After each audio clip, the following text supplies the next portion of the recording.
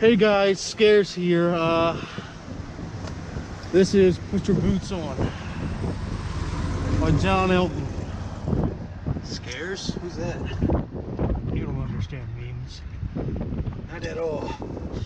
But Fortnite needs to fix some stuff because there's freaking burst rifles everywhere. Why? How come every chest you open has a burst rifle? And SMGs. Right. You can't find the good guns, let alone the new, brand new shotgun. I thought this was a fishing channel. It's a Fortnite channel now, okay?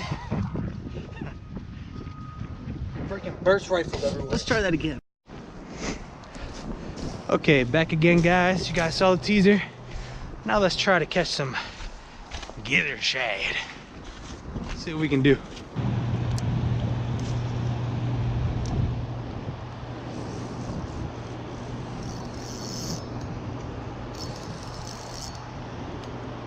Found him. Sometimes it's about finding the school, guys.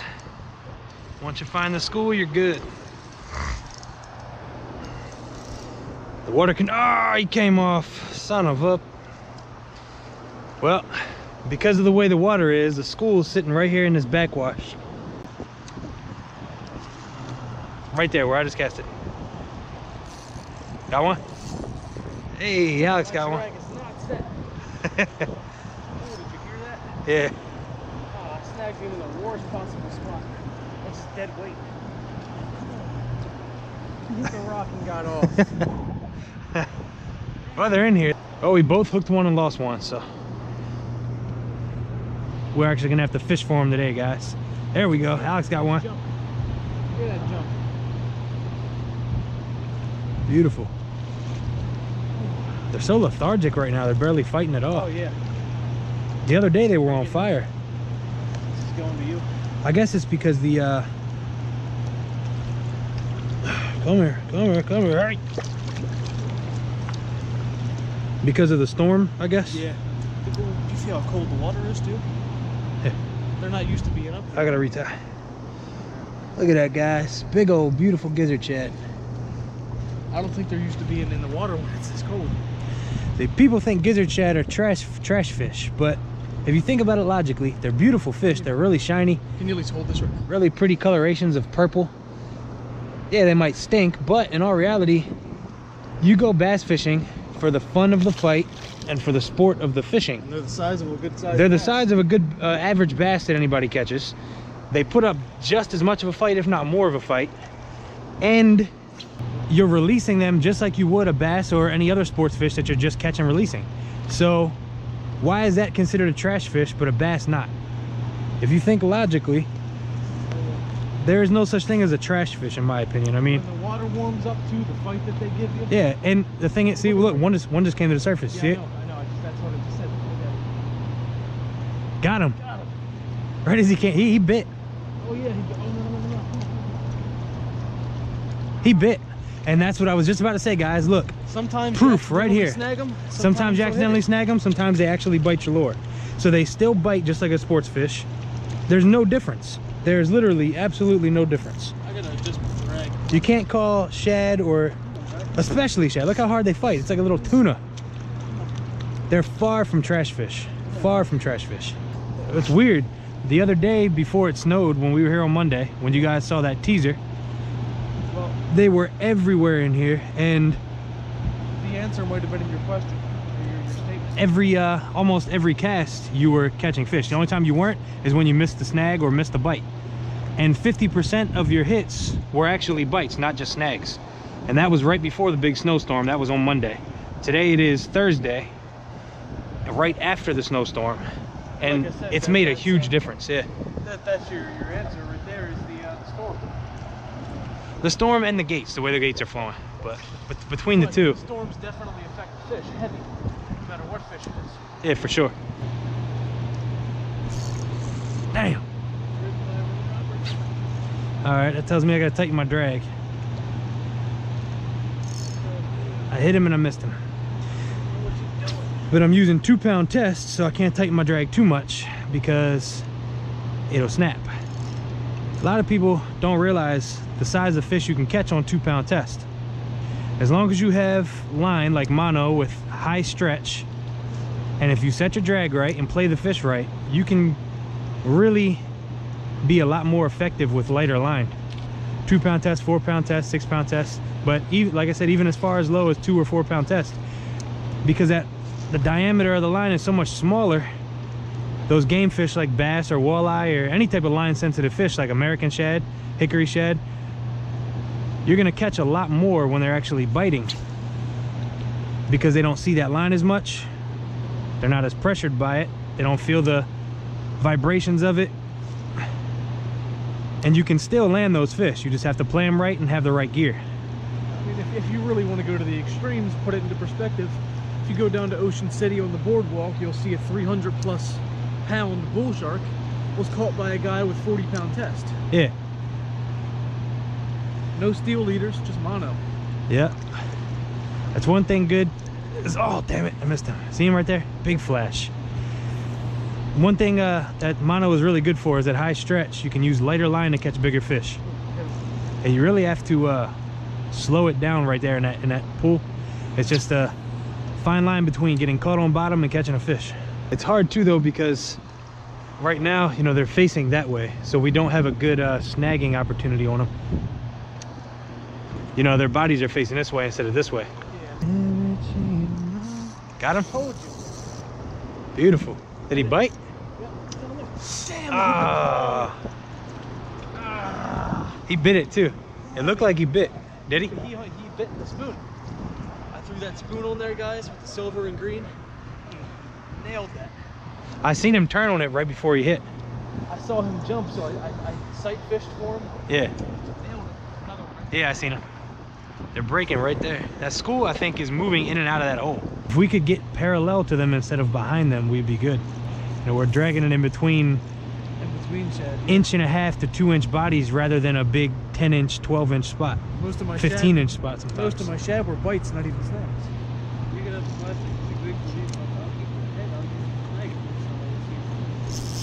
There we go. Just foul hooked. Foul hooked, yeah. I'm gonna let him go over top with a pole. No! Walk in front of the pole. Walk over here.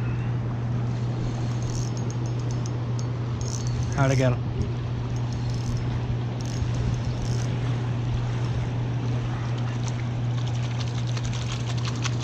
They fight so hard. Man, they fight hard. It's like a little tuna. All right, little guy, come on. You'd be amazing flathead bait if I had a big shark rod or something. All right, come on. See you, little guy. Beautiful. It's nowhere near as productive as it was last time, you know, just a couple days ago on Monday, but I think it's mostly because of the gates. yeah, the gates definitely have a lot to do with it. The post-storm conditions are causing for less bites, but the way the water is flowing because of the gates is another one immediately. With it, the water's flowing. Oh, he bit it. I was just saying that. I guess not. Well, I mean, the chances are still lower, but he definitely bit it. Look, right in the mouth. Look at that. Yep, I just saw another one roll behind him. I had one roll right here. I was distracted. He literally rolled right next to me. He hit it. He bit it as soon as it hit the water. Yeah, I saw that. See you, little guy.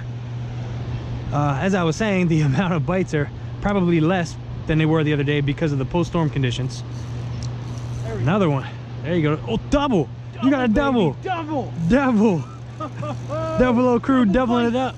Double O crew doubling it up. Triple! Look, Double O crew. both of them bit, baby. Both of them bit. Mine bit too. What? This is shad is fishing crazy. right here, boy. What? I can't even complete the sentence about how much worse it is than Monday, and it's actually just as good. Look at this. I've never had a triple. Get this in the sun. I've never had a double bite before. I don't want to wear them out too much. But This is crazy. damn, both of them nailed it, dude. What? Oh my God. You people are insane if you don't do this and refuse to do this just because you think they're trash fish. You people are literally insane, and you should be ashamed to call yourselves fishermen. Crazy. Both of his bit. Mine got snagged in the eye. It looks like he swiped at it. He probably tried to bite. But both, yeah, that's why I said he swiped at it. But both of Alex bit. They were hooked in the mouth. Yeah, they nailed it. See, all we're using is stuff like this, guys. There you go, baby. Let's see what you're using. I'm using Anything flashy and shiny, they like to bite. flutter spoon and just a silver jig head, nothing on it. And then I'm using this little minnow imitation jig. It's weird too because they're Oh man. lizard shad mostly feed on zooplankton, but they're biting fish imitations. Right. Because anything that You flashes. can tell they don't really have the mouth for predatory fish. either. Right, but I think they still eat little minnows and stuff because Yeah, like anything fried- that flashes, remember I told you that before we left the house, they'll hit things that flash. That was insane. That was a crazy good fight, dude. Got him.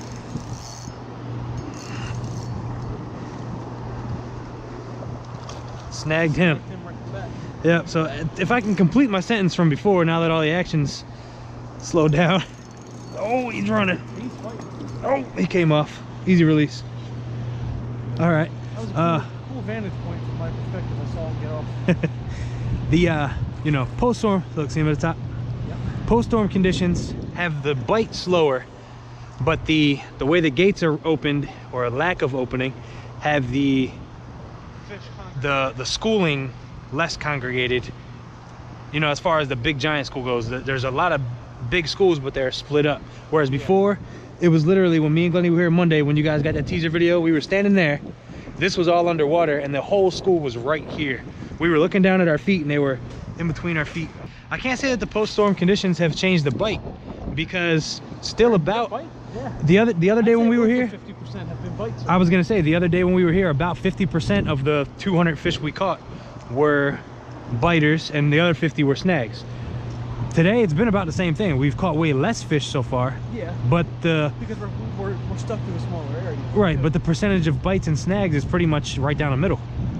So I really don't know if it's changed. And honestly, I also think that's just lures because most of mine have been bites. As it is, what I've caught 7 fish, only 2 of mine have been snagged. Ah, no. Right, and what did I tell you? Yes. What did I tell you before we left the house? Anything shiny or anything that flashes, they'll hit it. And that's what my lure specializes in, is flash.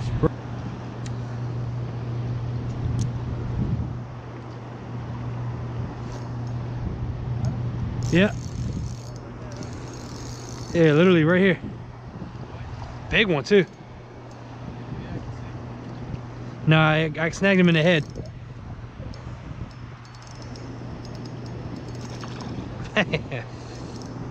This is way more fun than trout fishing.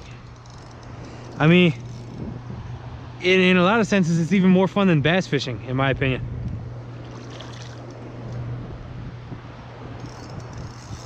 Just for the sheer catch rate and the fight. I mean, look at this. It's just pull and drag and running. And remember, guys, this is 2-pound test. I got mono one, so it has a high stretch. And this is easily over a 2-pound fish. I mean, this is 3.5. And he's not snapping me off. My drag's set perfectly. Everything's good. Just gotta let him wear himself out. Yep, knowing how to fight the fish and having the right gear. Yeah, he was literally right here. You just have to let it go a little slower because it's deeper right there. So it takes a while to get down to where they're at. They're schooled up on the bottom right there. Well, I figured they were all on the bottom Yeah. because they're cold. I probably had 10 casts right there, just burning it through and hit nothing. I started letting it sit, and 3 casts in a row, I bumped him, and then on the 3rd cast, I caught him. It's just, I'm scared to do that because I don't want to lose this thing. But it's a higher catch rate here, or even bump rate, because you're hitting them from the side. See, told you. You know, because they're from the side rather than up there. The fish are facing this way. The fish are facing this way up there, so we're casting up and reeling past them on either side of them, and sometimes clipping them. Right here, the fish are facing this way, so we're casting, and you have a much better chance of hitting those fish like that as your line's coming past them. Got him? Beautiful. You see, it's, again guys, patterning fish has its application everywhere in fishing. That's because he's hooked in the tail too. He's in the current and he's hooked in the tail, plus he's bigger, so he's... I'll duck. Okay, never mind, he's choosing to go that way. Nice one.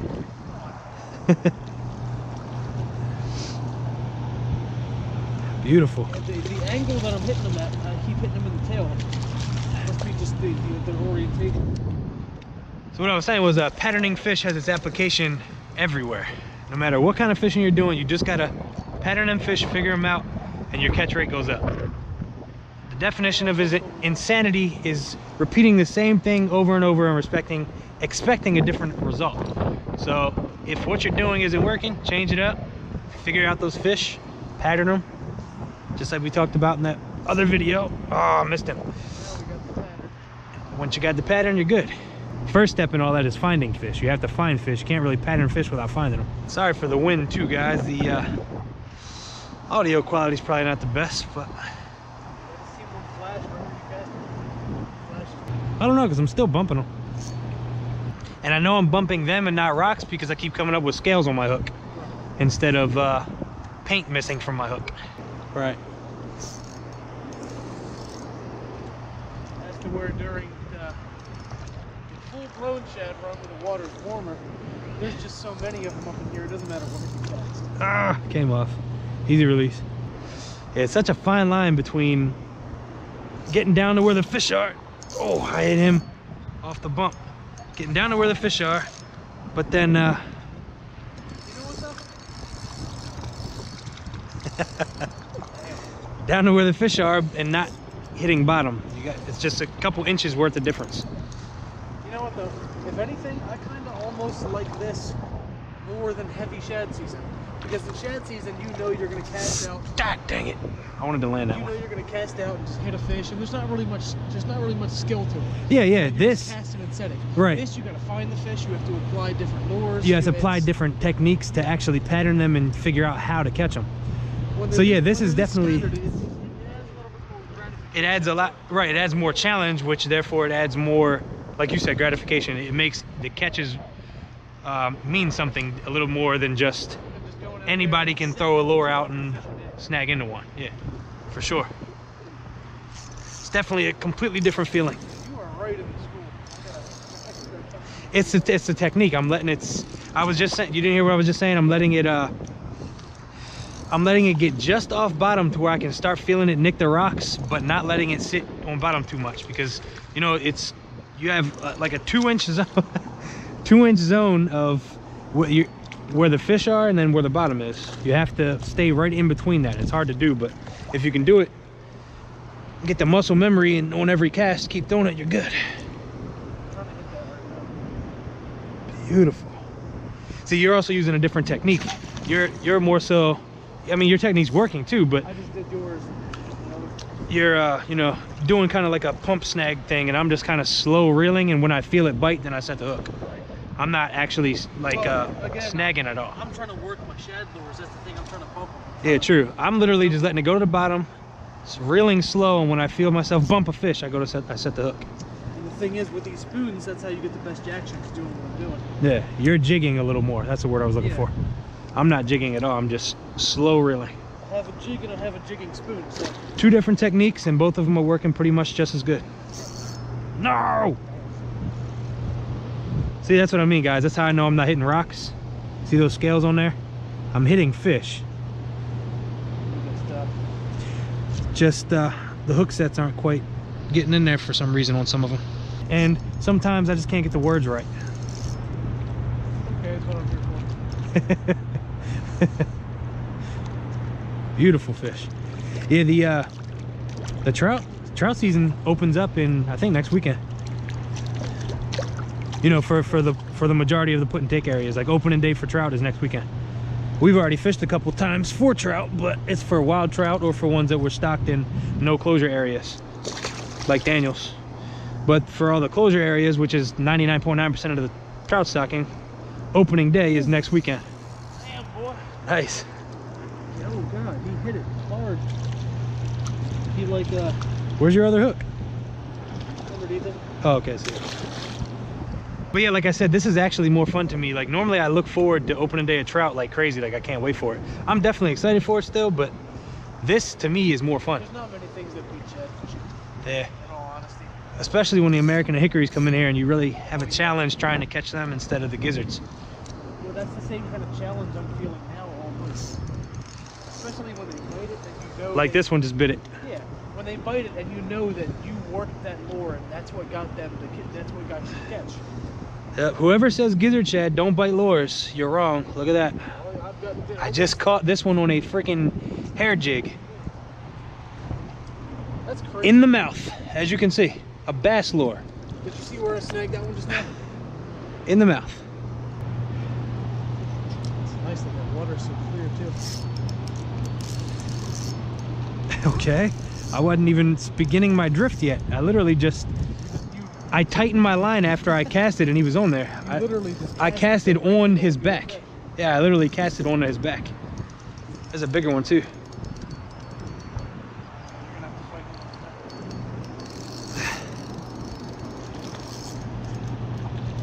It also is harder to fight the fish when you snag them in the tail or the back.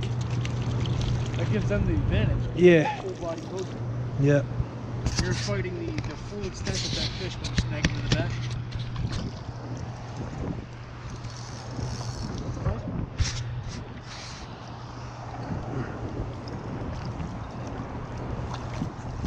Come on. The one's in here right now. So they should have the information accurate and tell you if it's closed or open or what. So far, we don't know if it's well, yeah, they did tell us it was open.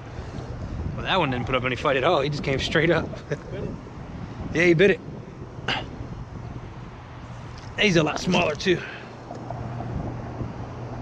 Bye-bye, little guy. Cause what? I see him everywhere. Oh, there's still some down there too. Looks like you bit it. No, I caught him right in the top of the head.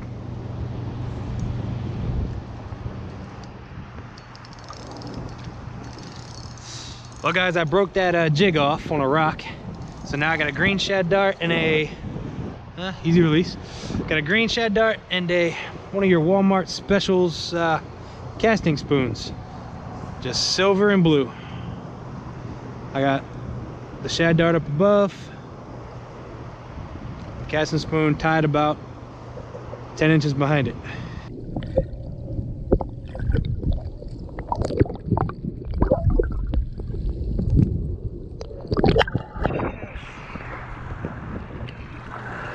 Bit the big spoon.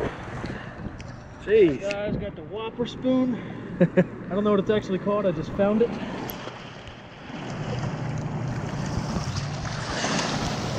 Beautiful. See ya.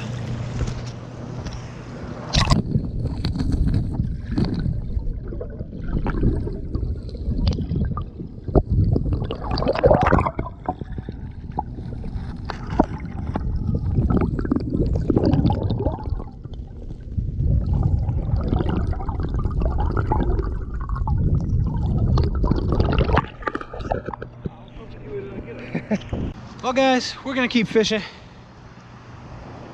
I hope you learned something on this video. Hope you learned a lot on this video, considering we talked about a lot and went over a lot, different applications and tips and tricks. A little bit of information maybe about not being such closed-minded fishermen. Not saying that you guys are, but you know, just rate, a lot of people are, and hopefully we raise some awareness a little bit. I gotta say, out of every person I've seen fishing Susquehanna, which is arguably thousands, Yeah. I've maybe seen 10 gizzard shad fishermen. Yeah, probably. Maybe. If that. And they're extremely overabundant, so they're not hard to find. I mean, you can find them in lakes, ponds. I mean, they're just easier to catch in spots like this, that they're more congregated. But yeah, so anyway, until next time, we will see you on Obsession Outdoors. Like, subscribe, comment, share. All right. Peace.